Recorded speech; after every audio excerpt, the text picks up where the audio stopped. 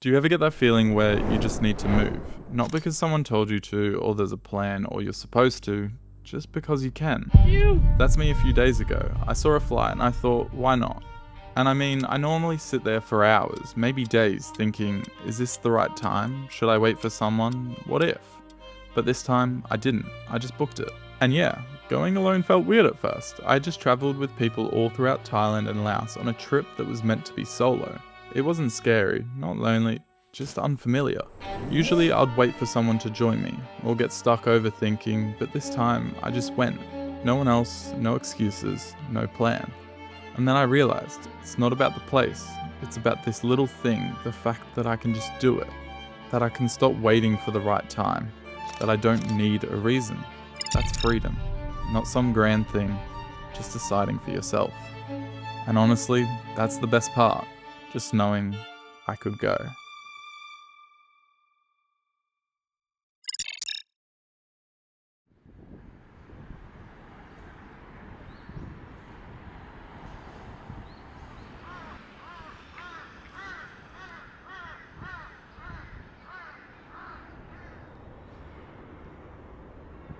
So the main reason I switched most of my plans up to come to South Korea is because I was sick of the rain, and although it looks like it's going to rain for the majority of whilst I'm here in South Korea, the sun is out, and also I'm doing this trail at the moment and it is stunning. Oh, lost for words, to be honest. I didn't expect to be doing this when I was in South Korea. I've even switched up my plans in the next couple of weeks to do more hiking in South Korea. I was going to go to Jeju Island. However, it's a bit of a hassle since I'm 21 and I need a car. There's just additional expenses added onto that. So I'm just gonna do more hiking because, like, why not? Look at it, it's beautiful. I spontaneously also did this hike. And it's just led me to the most incredible places. Like cliffs that personally I haven't seen before. And look, we're getting to an opening now. Have a look at this, it's incredible.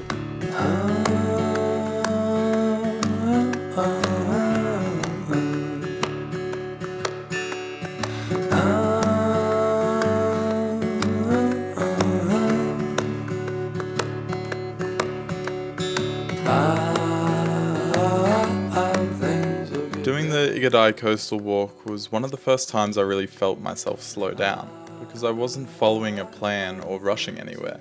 I was just walking, watching the water and letting the day unfold. Normally I'd be thinking about what's next, but here it felt different. It was quieter, calmer, like I didn't need to be anywhere else or do anything more in that moment. Alright, we're in Busan.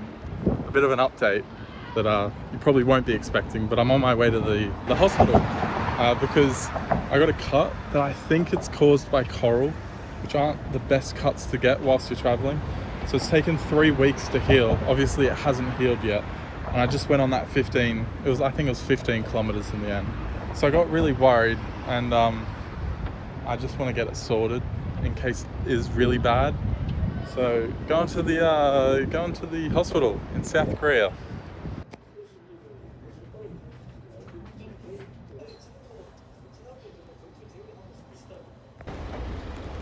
Alright, update is they've given me a shit ton of antibiotics. They cut my foot open, or my toe, and apparently just cleaned it out. So we'll see what that does, but yeah, I don't know. Holy shit, holy shit. What am I doing? Look at the steepness. God damn. I'll be honest, this wasn't the smartest thing I did on the trip. I think I was just too excited to explore the surrounding areas of Busan. However, as I reached the top of the mountain, I was greeted with an amazing view that was 100% worth all the hassle.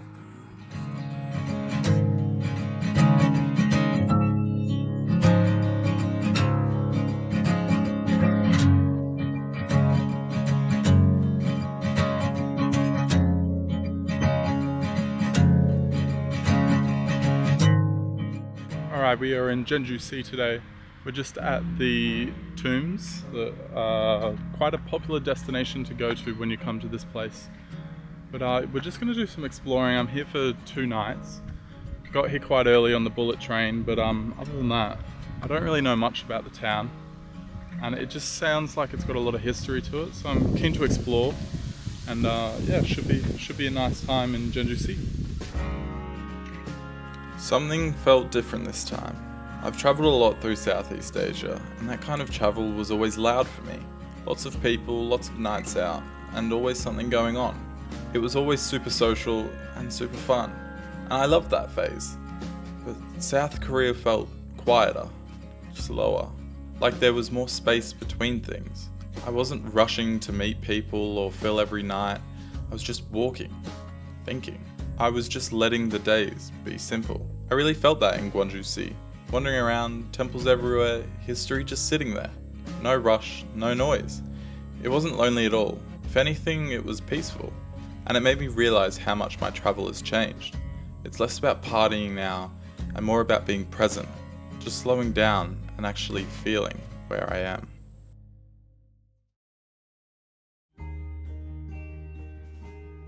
Good morning. It's 5:30 a.m. No, it's about 5 a.m.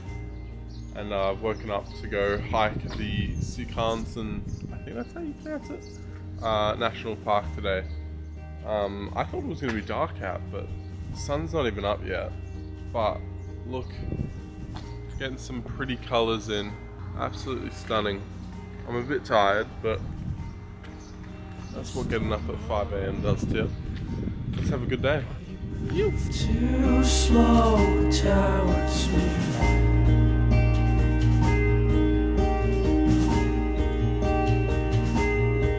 I begin to talk while we sink each other. Alright, we're about maybe a quarter of the way up. It's tough. It's about an average of a 28 to 30% incline, at least the trail I'm doing, and it's proving to be that.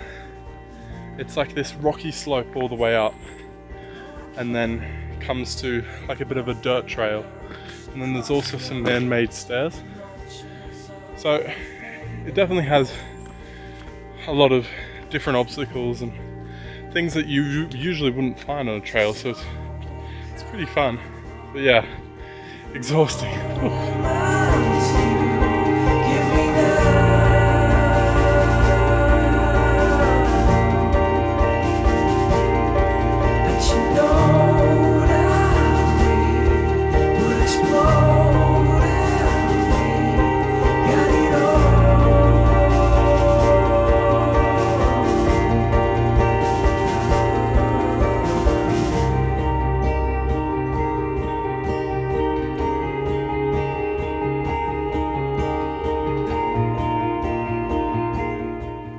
So now we're about 15 minutes, maybe not even that, to the top. It's been steep and it's been rough, but it's been so good. The views have been insane. The camera doesn't really pick it up much, and I don't even know if I'm allowed to take my drone up here. I didn't even bring it because I didn't want to risk it. But oh my god, unmatched natural beauty this place has. Our best decision coming here. Sokcho, put it on your list, it's amazing. Step by step, I made my way closer to the top, and once again, I realised I was somewhere I hadn't planned to be, walking through Gyeongju National Park on a trip that had come together on a whim.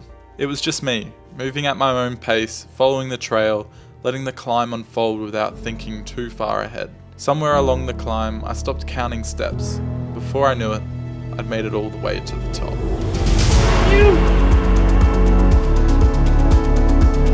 Made it to the top. Best decision to come up here.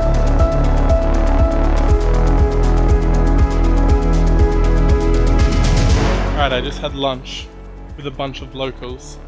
Kindest people. I was just asking where I can refill my water because I was out, and he invited me down to his group and we all just had lunch together. They just let me try all their like traditional hiking meals. So cool. Got about 7 more kilometers of a descent to go. But yeah, I'm just gonna probably put the camera away and really enjoy this next part. Alright, I know I was gonna put the camera down, but honestly, like the valley section, it's just unimaginable.